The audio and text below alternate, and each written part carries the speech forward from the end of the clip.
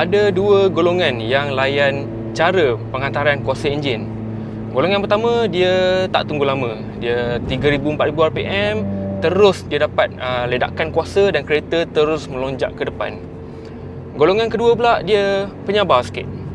Dia akan tunggu sama-sama enjin tu bina RPM dan dia tunggu kuasa puncak di hujung-hujung RPM. Kalau anda golongan yang kedua tu, anda akan layan dengan kereta ini, Honda Integra DC5 Type R.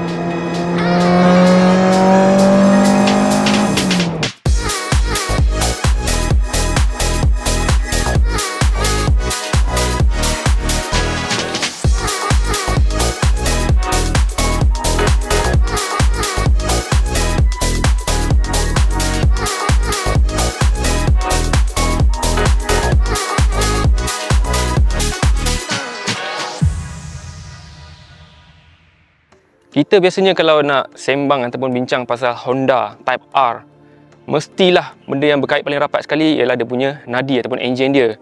So ini dia untuk yang mungkin tak pernah tengok lagi, enjin K20A berkapasiti 2 liter.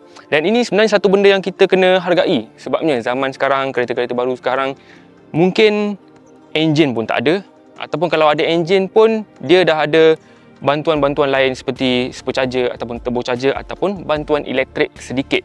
Yang ini naturally aspirated engine itu sendiri. So yang anda mungkin nak tahu dengan lebih lanjut lagi mengenai enjin K20 ini, tapi yang itu kita tunggu dulu, kita sembang keliling dulu pasal kereta ni. So ini dia Honda Integra DC5 Type R. Integra merujuk kepada model coupe 2 pintu dari Honda.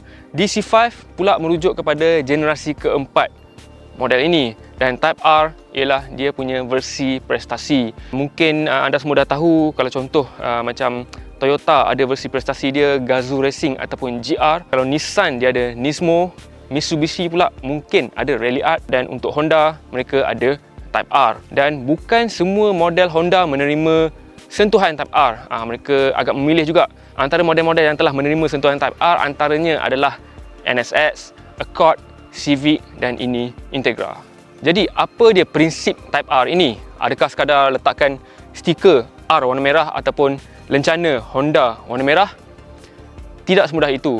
Jadi untuk menerima tahap Type R itu, kereta asasnya, chassis akan diperkukuhkan, enjin menerima talaan kuasa yang lebih dan komponen-komponen kereta akan menerima diet supaya lebih ringan dan masih dikekalkan dia punya kekuatan lah. Dan mungkin dapat jajan khas seperti LSD, sistem suspensi boleh laras dan juga mungkin sistem exhaust khas.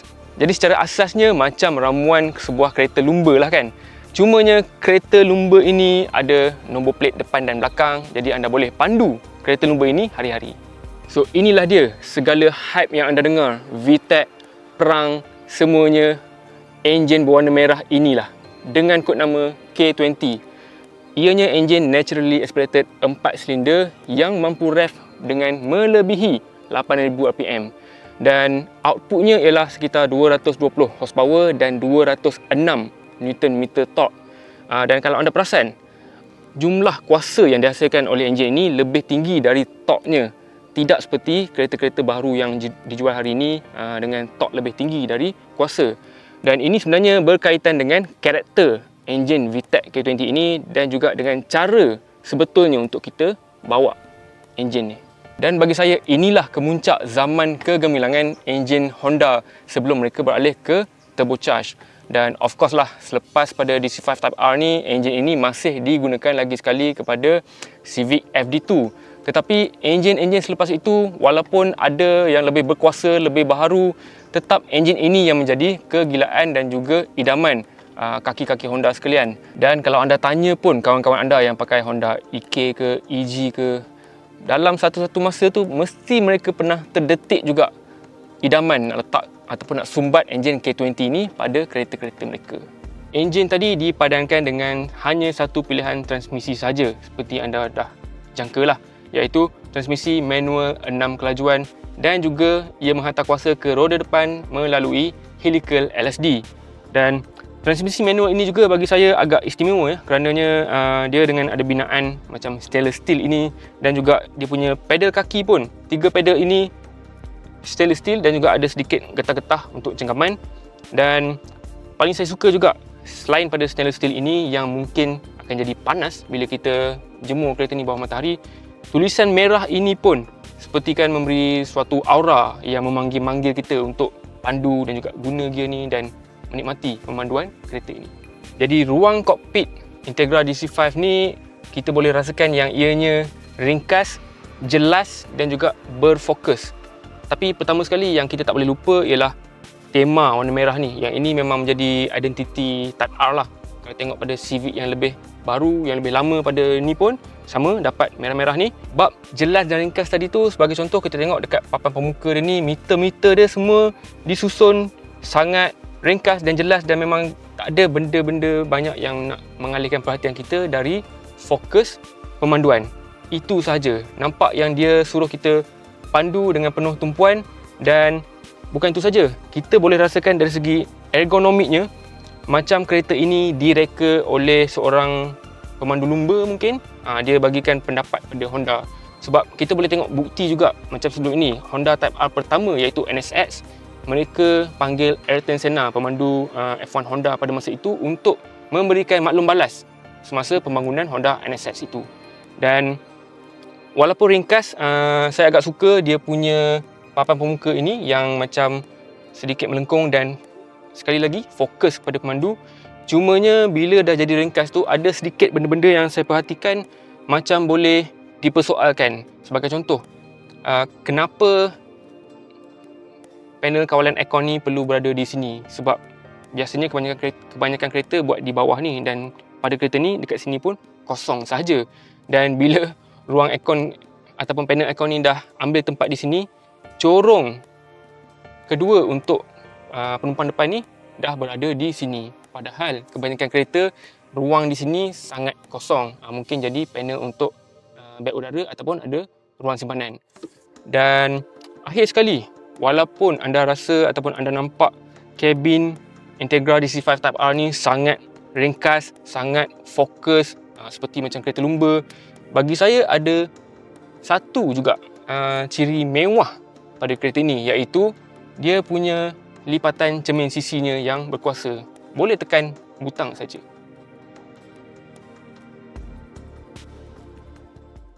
Sekarang saya nak bincangkan sedikit dengan anda bab lain sikit. Okey, untuk rekaan kereta ini saya rasa sebenarnya rekaan pada zaman ini ialah suatu yang kita kena hargai pada zaman sekarang. Sebabnya kalau anda tengok pada hood depan Honda DC5 Integra ni cukup rendah. Boleh tak anda jumpa lagi kereta lain yang mungkin coupe ataupun sedan, kereta biasa yang muncung depannya separas dengan anda punya lutut. Dan hoodnya pun bila saya berdiri di sebelah, sebelum naik ke cermin masih lagi di bawah paras pinggang saya. Dan ini juga jelas bila kereta kawan saya ni, bila saya parking bersebelahan dengan saya punya Setra Neo yang saya rasa konon-kononnya dah rendah sangat. Tapi bila parking sebelah kereta ini, saya rasa tengok, macam Setra Neo ni pula saya duduk atas bangku. Betapa rendahnya kereta ini. Dan ini sudah tentulah dia berkaitan dengan yang pertama ialah keselamatan pejalan kaki ataupun pedestrian. Jadi ujian-ujian pelanggaran hari ini yang mahu menjaga keselamatan pejalan kaki dan juga orang sekeliling mewajibkan pengeluar-pengeluar kereta mereka bentuk semula bahagian muncung depan kereta mereka. Jadi hasilnya anda boleh lihatlah kereta-kereta sekarang ni yang bentuk depannya tidaklah seradikal ini. Dan bagi saya kereta-kereta baru sekarang tidaklah secantik ini. Hood yang rendah ini sebenarnya berkaitan juga dengan enjinnya. K20 ini diposisikan agak rendah kerana dia tidaklah seperti kereta-kereta lain yang extractor exhaustnya keluar di depan lalu di bawah enjin kemudian pergi ke bumper belakang. Tapi pada K20 ini exhaustnya keluar di belakang enjin terus turun bawah dan pergi ke bumper belakang. Bermakna enjin ini macam diterbalikkan, intake-nya berada di depan. Cumanya saya tak tahulah, mungkin ini situasi ayam dengan telur lah. Saya tak pasti pada pihak Honda. Mereka perlu buat enjin rendah dahulu baru dapat bumper yang rendah, ataupun mereka buat bumper yang rendah dahulu kemudian dapat enjin rendah. Seterusnya saya nak ajak anda semua berfikir sekejap. Baik, Honda Integra Type R sebelum ini iaitu generasi DC2 yang itu menggunakan suspensi double wishbone untuk kesemua penjuru, 4-4 depan belakang. Tetapi pada Integra ini, DC5 generasi keempat selepasnya, dia dah guna McPherson strut di depan dan juga trailing arm biasa saja di belakang. Jadi secara teorinya nampak macam seperti sebuah downgrade. Betul ke tidak? Tapi sebenarnya untuk jawab soalan ni, kita tak boleh jawab dari segi suspensi semata-mata, kerana sudah tentu kita nak cerita suspensi ni berkaitan dengan handling ataupun pengendalian. Dan pengendalian ni sebenarnya satu topik yang cukup rumit dan kompleks, dan dia bukan disumbangkan oleh suspensi semata-mata. Pengendalian itu adalah satu benda yang subjektif, dan dia ialah satu rasa hasil dari banyak benda. Contohnya talaan steering, profil tayar, mungkin geometri suspensi itu sendiri, mungkin dia punya kadar spring itu sendiri, dan chassis itu pun boleh menyumbang kepada perbezaan rasa pengendalian dan juga handling. Secara logiknya, takkanlah Honda nak bagi DC5 generasi yang lebih baru dari DC2 itu suspensi yang kononnya downgrade, betul tak? Jadi mungkin dengan kemajuan teknologi dan juga kepandaian jurutera-jurutera semua, mereka berjaya menala suspensi McPherson dan juga trailing arm yang kononnya biasa ini, tapi tetap dapat capai mereka punya sasaran pengendalian itu. Dan hal ini juga bukannya saja berlaku kepada Integra. Sebenarnya banyak lagi model-model Honda pada zaman ini yang melalui peralihan dari double wishbone all around ini kepada suspensi yang lebih ringkas, seperti CR-V dan juga Accord. Dan kalau anda kata kereta yang pakai suspensi biasa macam trailing arm ataupun torsion beam handlingnya tidak bagus, sebenarnya banyak saja kereta yang pakai suspensi belakang torsion beam tetapi mempunyai pengendalian yang dipuji ramai orang. Antaranya Mazda 3, Renault Megane RS dan juga Honda sendiri, Civic FK2 Type R. Sebagai sebuah Honda, malah sebuah Type R dan sebuah JDM secara umumnya biasalah akan menjadi satu platform yang cukup best untuk dimodifikasi. Macam Integra DC5 Type R ini pun terdapat banyak lambakan komponen-komponen dan juga produk aftermarket untuk pemilik modifikasi kereta mereka lah. Antara jenama popular macam Spoon, Jace Racing dan juga Mugen Power. Untuk DC5 ini pun pemiliknya meninggalkan keretanya dalam keadaan lebih kurang 95% stok. Standard itu indah lah. Tapi ada sikit-sikit sahajalah komponen aftermarket. Sebagai contoh, dia punya penapis udara, dia punya sport rim, dia punya exhaust dan steering Mugen Power ini. Dan macam biasa, steering macam ni biasanya boleh dicabut. Untuk keselamatan pun ya, dan untuk gaya pun ya juga. Macam mahal je. Jom tengok harga berapa.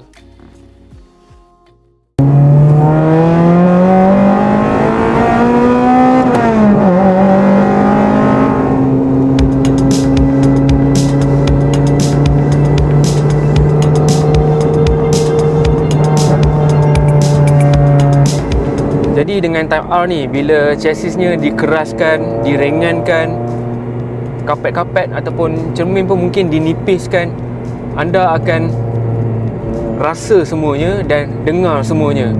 Dan ini mungkin klise lah orang kata, tapi apa yang rasa di jalan itu dipindahkan dan diberikan pada steering. Anda rasa apa yang berlaku di permukaan jalan.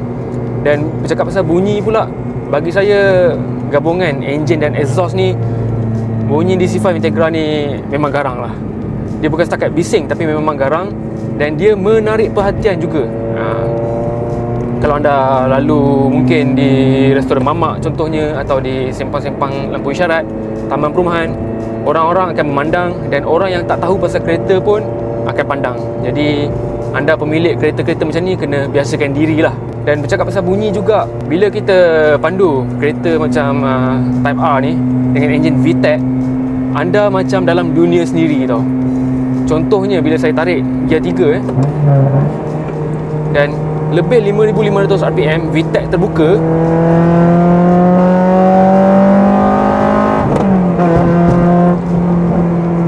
anda sebenarnya dah tak kisah pasal kelajuan. Bila bunyi itu memberi lebih sensasi dari kelajuan. Setengah orang ya mungkin ada kata, VTEC ni bunyi lebih tapi tak pergi. Tapi percayalah, bila anda pandu, anda dah tak kisah semua itu. Sama juga contoh bila saya sebelum ni pernah pandu Ferrari yang enjin turbo dan juga enjin V12 bersebelahan, back to back. Yang turbo itu lebih laju, tetapi bila saya pandu yang V12 itu, pengalaman itu lebih melekat dalam diri saya. Dan benda itu saya ingat juga, memori tu bila saya pandu DC5 Integra ni. Sensasinya bagi saya lebih kurang sama. Enjin yang menjerit, dan anda perlu bukan bersabar lah, sebenarnya tak perlu bersabar sangat, sebabnya enjinnya memang responsif dan ringan dan tajam. Tindak balas dia memang serta-merta. Kalau walaupun sekarang ni bukan RPM tinggi, 3500 RPM saja, saya sentuh throttle memang terasa tajam. Dan ini juga membuatkan kita akan lebih berhati-hati dan kita rancang semua kita punya input pemanduan. Dari segi ergonomik pula, macam saya katakan tadi, segalanya terasa macam direka oleh seorang pemandu untuk dihargai oleh pemandu-pemandu macam kita ni. Dan semua benda ni juga membuatkan kita rasa macam nak pandu lebih fokus, dan bukan nak kata poyo lah, tapi biasanya kalau kita pegang tangan pada steering di jam 9 dan 3 ni, orang akan kata, apa ni, nak jadi pelumba ke, nak pergi mana? Tak. Sebenarnya bila dalam kereta ini, anda takkan rasa nak bawa macam ini, nak bawa dalam posisi yang malas-malas, terlalu relax. Tak. Walaupun pandu perlahan sekarang ni bawah 60 km sejam pun, anda akan rasa macam nak duduk dengan betul. Sebab kita rasa kita nak menghargai apa yang dibina dan ditawarkan oleh DC5 Integra ni. Dan seterusnya, dia punya kotak gear manual 6 kelajuan ni dipadankan dengan dia punya clutch tu, segalanya dia punya pergerakan dan operasi terasa serasi. Gear tak terlalu berat, tak terlalu ringan. Clutch pun sama, tak terlalu berat, tak terlalu ringan. Jadi otot dan juga tenaga yang kita berikan pada semua anggota badan tu macam serasi. Dia seolah-olah satu kerja yang macam, lepas tu kita upshift. Pergerakan tu bila dilatih, dia akan jadi satu pergerakan yang sangat lancar. Kotak gear 6 kelajuan ini pun dia punya nisbah gear agak rapat sebenarnya. Contoh, sekarang RPM 4000 dalam gear 3, jika saya upshift tambah ke gear lebih tinggi, dia turun tak sampai 1000 RPM. Jadi ini sangat baik untuk pecutan lah. Dan ditambah dengan enjin yang responsif, enjin yang menjerit macam ni,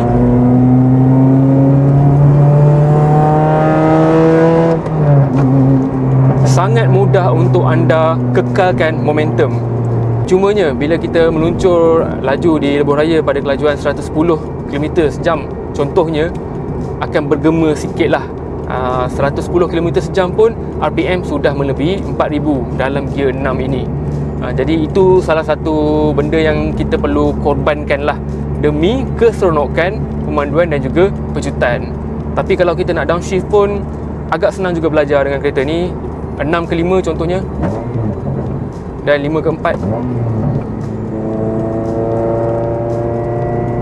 Inilah satu kepuasan yang kita sebenarnya susah nak cari dalam kereta-kereta sekarang. Walaupun kereta sekarang ada juga yang masih lagi manual. Kotak gear spesifik Honda ini sahaja pun dah berikan kita lebih dari separuh kepuasan pemanduan tu. Sebab kotak gearnya, saya tak tahu kenapa, terasa cukup mechanical dan macam kita seronok untuk kita nak gunakan selalu. Dan ini juga bila kita cakap pasal nak gunakan selalu tu, dia berkait juga dengan nisbah gear yang rapat tadi. Sebagai contoh, depan tu ada seleko, kita tetap akan upshift juga supaya bila kita brake masuk seleko, kita dapat downshift lebih banyak. Maksudnya tak perlu banyak main gear, tapi kita nak main gear tu. Dan benda-benda macam sports car ni sebenarnya banyak benda yang melangkaui logik. Ada benda yang tak perlu, tapi itulah yang seronok sebenarnya. Contoh, tak perlu pun suspensi terlalu keras, tapi itulah yang seronok sebenarnya bila kena keadaannya. Dan macam saya cakap tadi, kereta ni akan melatih kita bukan sahaja fokus memandu, tapi menjadi pemandu yang lebih baik. Kita akan lebih berhati-hati memilih input. Kita nak masuk seleko pun kita dah rancang nak guna gear berapa, dan input yang kita berikan pun kena tepat. Jadinya dia tak macam kereta-kereta manual prestasi tinggi sekarang, macam Civic FK8, FL5, model-model Toyota GR misalnya.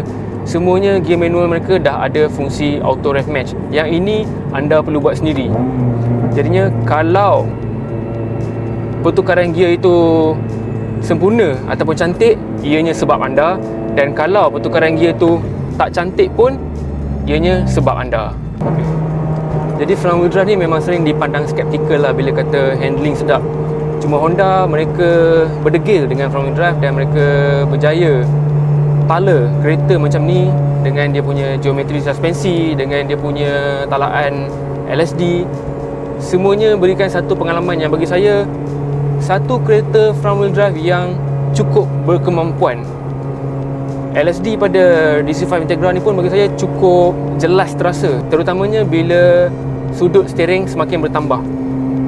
Bila steering masih lurus, anda hampir tak rasa LSD tu, tapi bila steering mula ada sudut belokan, anda boleh rasa yang LSD tu bekerja. Dan perbezaan tu makin ketara bila anda membelok dalam keadaan menekan minyak dan atau melepaskan minyak. Perbezaan dia cukup ketara. Sebagai contoh,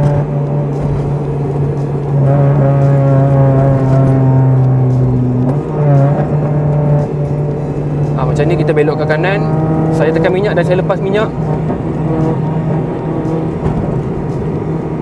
LSD itu sendiri pun sudah cukup nak jejaskan kestabilan kereta ni. Tapi sebenarnya tujuan utama dia memang untuk nak memberikan cengkaman yang lebih mantap tayar depan kita semasa keluar selekoh lah.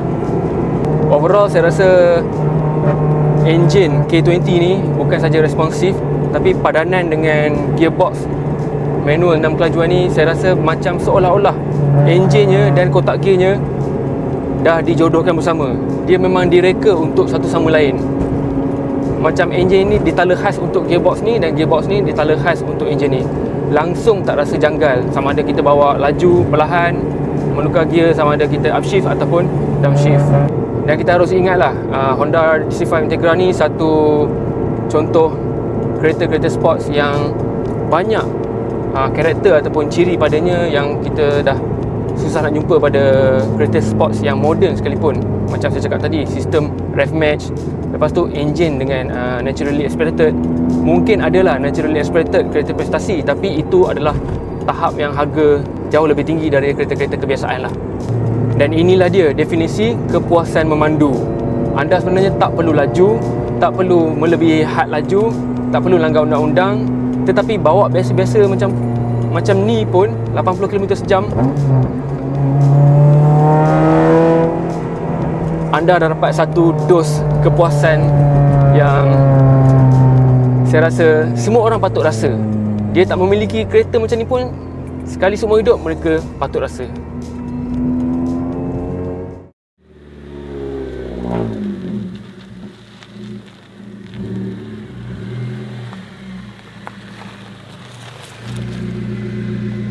Jadi itulah dia antara fungsi-fungsi sports car macam ni.